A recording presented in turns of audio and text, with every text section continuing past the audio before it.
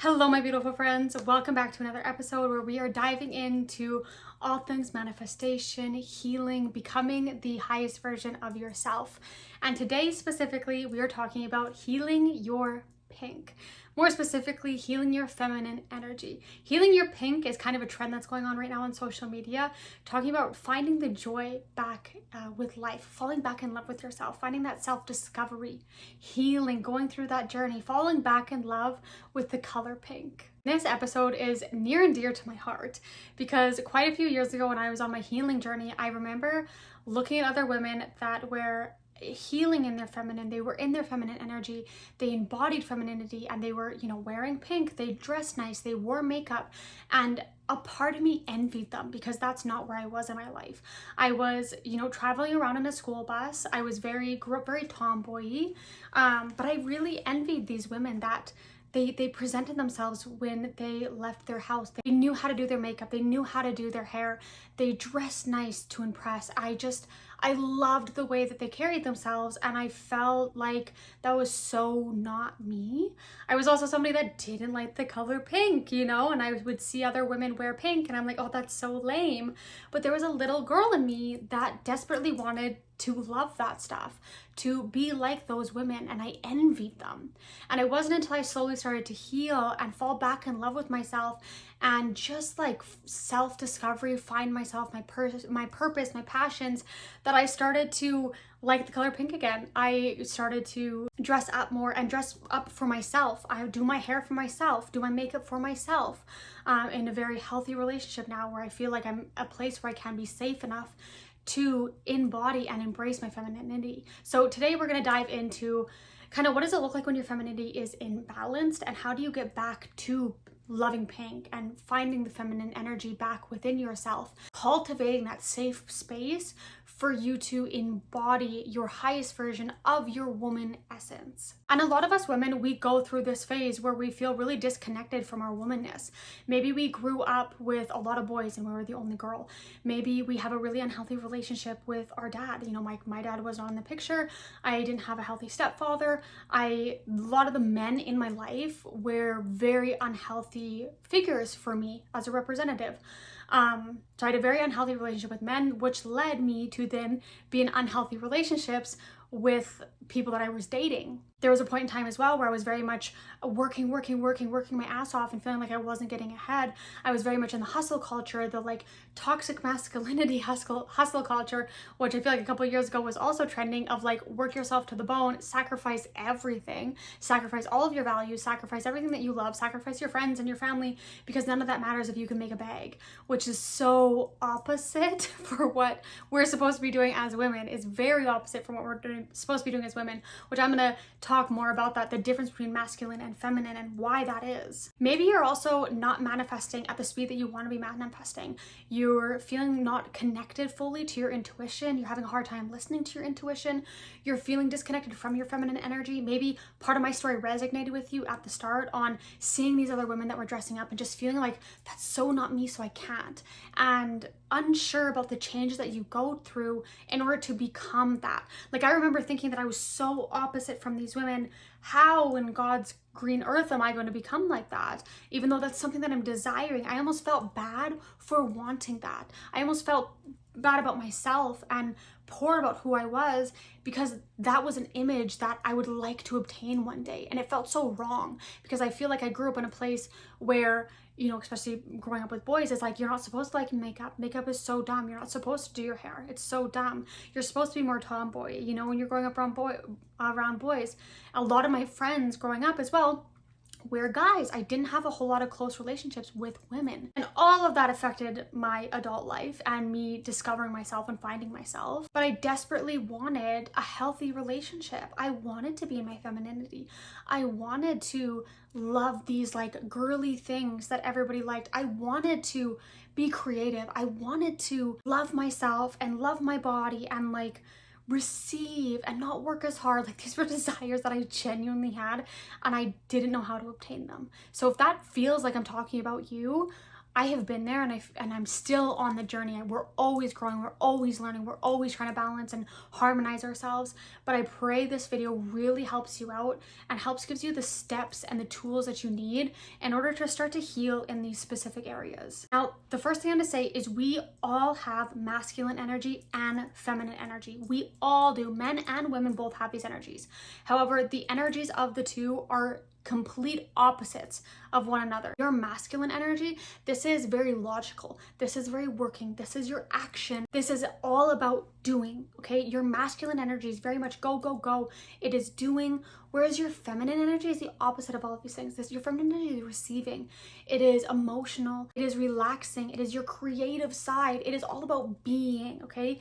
Masculine is doing, feminine is being. It's your intuition. It's your nurturing sense. It's your womanness sense, your mothering sense. We live in a society, especially where women are going to work, or a lot of us are trying to build businesses. We want to, get the bag, we want to make the money. And a lot of us fall into that masculine energy more so, which is not a bad thing. There's a lot of women that thrive in their masculine energy. There's a lot of women that thrive in their feminine energy. You need to figure out, how do you balance yours? I'm not saying you need to completely stop working and just go with the flow and receive everything and la da da da. No, that might not work for you, but that also might not be your passion and what you love. There's a lot of women that they love working, they love doing, they love building, they love these things, okay? But they're also healed in their feminine energy. So while they're doing, they can also receive, they can also relax, they can also take time for themselves. A lot of the times when we start to get unhealthy or an overload of our masculine energy, this is where we're working ourselves to the grave, where we're feeling really burnt out, we're feeling unbalanced. We start to feel emotional numbness, where you're very numb in your emotions, okay? That is when you have an unhealthy imbalance with your masculine energy.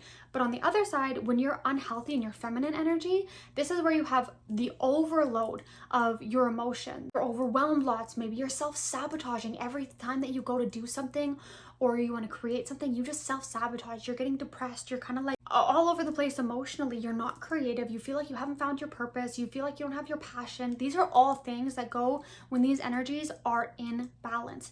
And our goal is to find the balance for you. It is to recognize where is your feminine in balance and how do we bring it back up? And they don't need to be 100% equal. There's a lot of women, like I said before, that are building businesses where they thrive in the workload, but they know how to take a break. They know how to relax. A lot of moms, including myself, will go through this phase of self-sabotage and self-sacrifice and feeling lost and feeling like we've lost our creativity. We're imbalanced in our femininity because we're so focused on keeping our tiny little humans alive.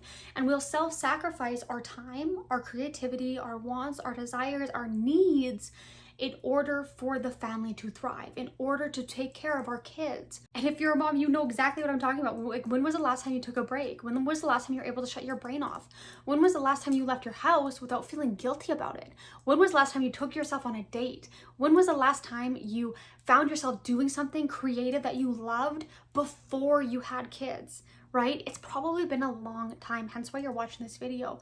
And I know for me, I have a 14-month-old, almost 15-month-old, and I'm pregnant now with my second, and I went through this phase as well of just like kind of losing myself. A lot of women will lose themselves in the first little bit of pregnancy, having their kids, and then going through this self-discovery, rediscovery phase of who are they now that they are a mom, which for a lot of women can take a lot of years, a lot of years. And my goal is that it doesn't take you that long, that you can start to recognize this imbalance and that this desire to receive and this desire to find your purpose and your passion again in motherhood. And I'm gonna dive into a few different tips and tricks that you can start doing literally today to help you balance out these energies, to help you heal your pink, to help you find your passion and your purpose again, and that joy and that love in life and that creativeness. Probably your big goals when it comes down to this is the self-love and acceptance. You probably, if you were like me and you're on this journey, you want to love yourself more and you want to accept yourself more, your whole being of acceptance. A lot of parts of us we have shoved down, we have told aren't good enough, we've been told that we're too loud, we've been told that we're not enough, we've been told that we don't have the right body shape, we're too small, we're too big. We slowly growing up and being with social media and just living start to devalue who we are as humans, and we lose the self-love within ourselves. So one of the big goals is having that self-love again. Another goal would be healing emotionally, where you feel like your emotions are imbalanced. I know as becoming a mom, you know, you have kids, but then your hormones are all over the place. You feel like emotional wreck. You're like going through so much.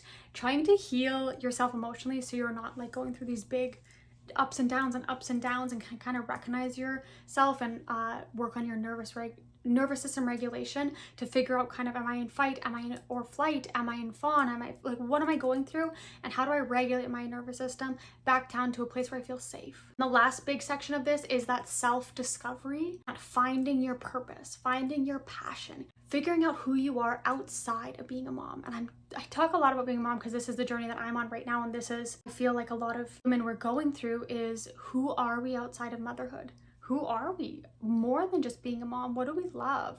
Where's our creativeness? How do we rediscover ourselves? Because we're never not going to be a mom, and the things that like switch internally in you are never going to go back. You will never go back to who you were exactly before having kids, to that level of freedom, to that level of like, you know, you don't even have to think about shutting your brain off in certain areas. Whereas like now your brain is always on, you're always thinking of the million tasks that need to get done, and the cleaning and the cooking and the taking care of and all of these things, right? But who are you outside of all of these responsibilities? Because you are somebody, and there's things that you love, and you have a purpose, and there's people you're going to impact, and there's things that you love to do. It's just, it might take you a little bit of time to figure out what those things are again. So the first thing, when it boils down to self-love and acceptance, take care of yourself. Self-care. Ask yourself, what currently is your self-care routine? Are you somebody that just splashes water on your face, throws on whatever outfit, your hair is always in a messy bun, and then you leave the house, and you're kind of just sluggish, like you don't really care, and you've always been like, well, it doesn't matter to me, like I don't care what people think about me, it doesn't matter, like this is just who I am, I don't have the time for this. Are you somebody like that? Because if so, maybe it's time for you to start taking your self-care a little bit more in depth, put a little bit more intention when you are doing it. And I don't mean now starting a 20-step skincare routine and you're gonna wear a full face of makeup and do your hair. That's not what I mean, because for a lot of people that leap is too big, but also maybe that's not what you want to become, and that's not what you want to look like. I'm talking about taking that intention when you are getting ready in the morning, when you are washing your face. Slow down a little bit, because the masculine energy is very fast-paced. The feminine energy is very slow. Slow down. Enjoy the time when you're taking care of yourself. Appreciate your skin, appreciate your body, appreciate your hair. Maybe if you've never really worn like a moisturizer before, you have a good cleanser, go pick one up so that you feel better about yourself, and you can start to enhance the self-care and the self-love that goes on when you're getting ready in the morning. Maybe you feel like you never really have the time to fully do this. Wake up a little bit earlier, pass the kids off to your husband for a minute while you do this. Take a little bit more time and intention with your self-care journey. Instead of throwing your hair up in a messy bun every single day, maybe wear it down. Maybe, you know, for me personally, I recently found one of those like the blowout brushes, and it's like a knockoff Dyson air curler.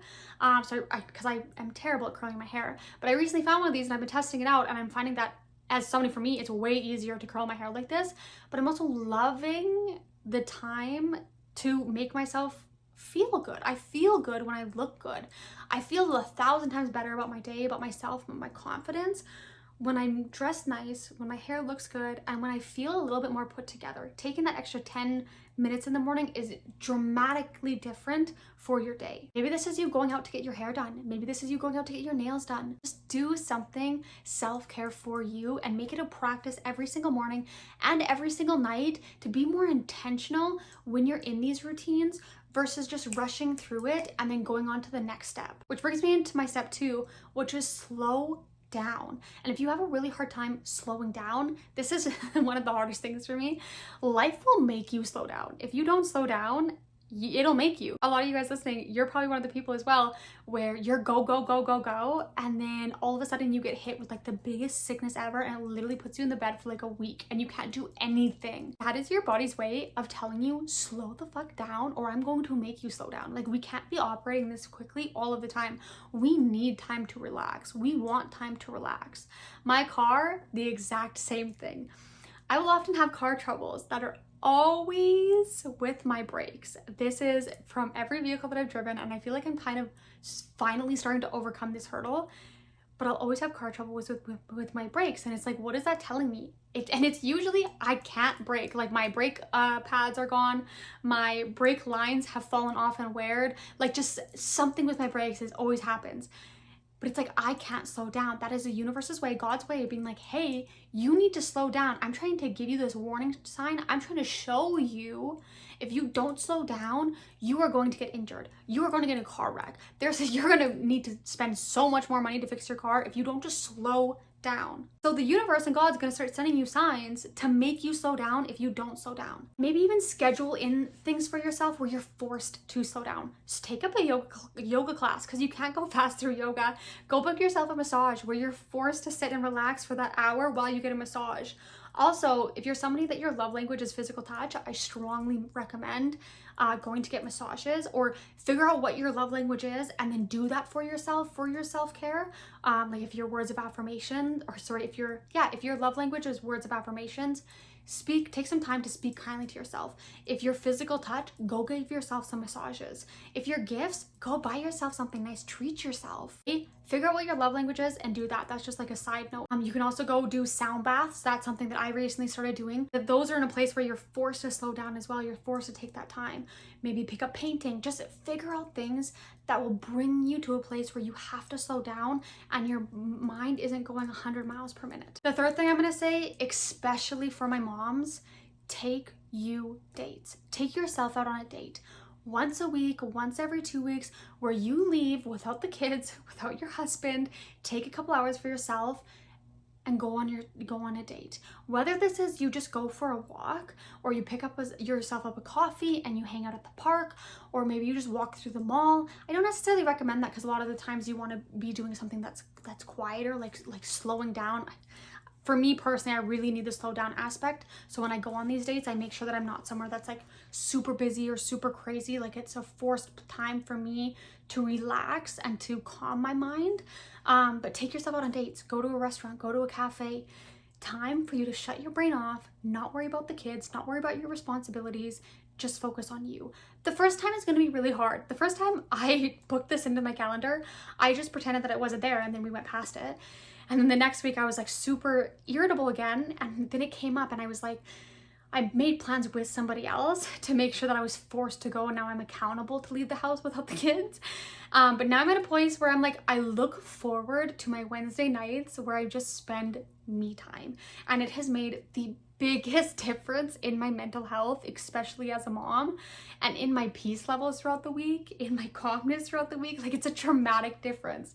But I find it's also helping me fall in love with myself and find my passions again, because these are also times where I might do something new out of my comfort zone, try something new, learn something new. These are the times to do that. Which is number 4, try something new.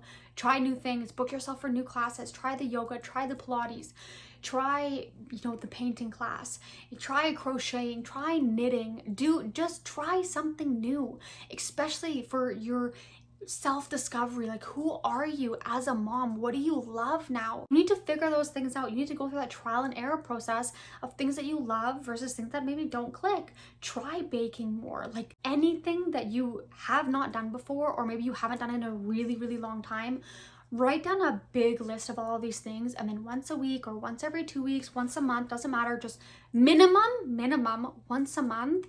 Especially if you're a mom. If you're not a mom and you have more time to do this, I strongly recommend doing once or twice a week. Pick that one thing off of that list and go try it out. You will find something that you love.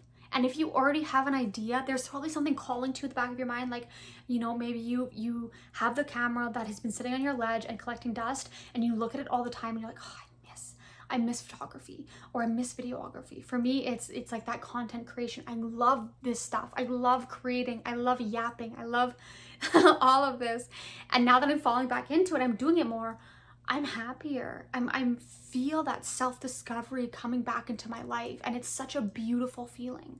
So try new things. Number 5, the last point I'm going to share, is healing your inner child and doing some shadow work. There is a little girl in you that at one point, it could have been when you were super, super young, that was at one point very confident, that knew what she wanted, that could relax, that didn't have all the worries, that didn't have all the stresses. There was a little girl in you that loved the color pink. She is still there. But society and our, our parents, our family, going into school, social media, all of these things have dimmed her light, in this nicest way to put it, and made her feel inadequate, and made her feel that, pink isn't a good color, you shouldn't like pink, and you need to work very, very hard if you want to get ahead in life. We hurt her, and society hurt her down, and it's our job now and our goal now to find that little girl version of ourselves and heal her and allow her back to come to light, allow her creative spirit to come show through again.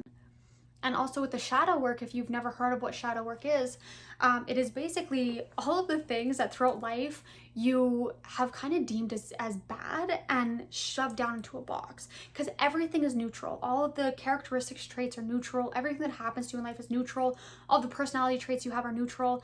And then somebody or something made you feel that it was not a good thing anymore.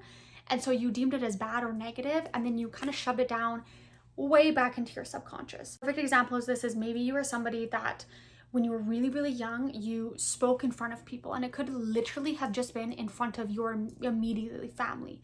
And one of your family members made you feel bad, and then that told you that speaking out loud is not a good thing, and you took that, made it a bad thing, shoved it down way into your subconscious. And you've always wanted to be a public speaker, but you are afraid now because you think that people are going to judge you. Or maybe you're somebody that talked lots and you were very loud and you had a beautiful personality, a loud personality. Somewhere along the line, somebody told you that being loud is a bad thing. They made you feel horrible for it. And so you now have clued in, being loud is bad. Being loud is negative. I shouldn't be loud. I need to be quiet and I need to be shy. So your shadow self is that part of you that wants to be loud, but you're like, no, you're bad, even though it's not a bad thing at all. And it wants to be brought to the light. It wants to show itself again. Going through the shadow work and healing that is saying like, yeah, that is a part of me that I do want to embrace again. And it is okay for you to come back out, for that personality trait to come back out in my life. Could be around money. Maybe the beliefs that you have around money. Money is bad, money is evil, all these things. Again, that's something else that wants to come to light to show you this isn't a bad thing. You need to neutralize me. This belief that you have, neutralize me, because your whole life will change when you do.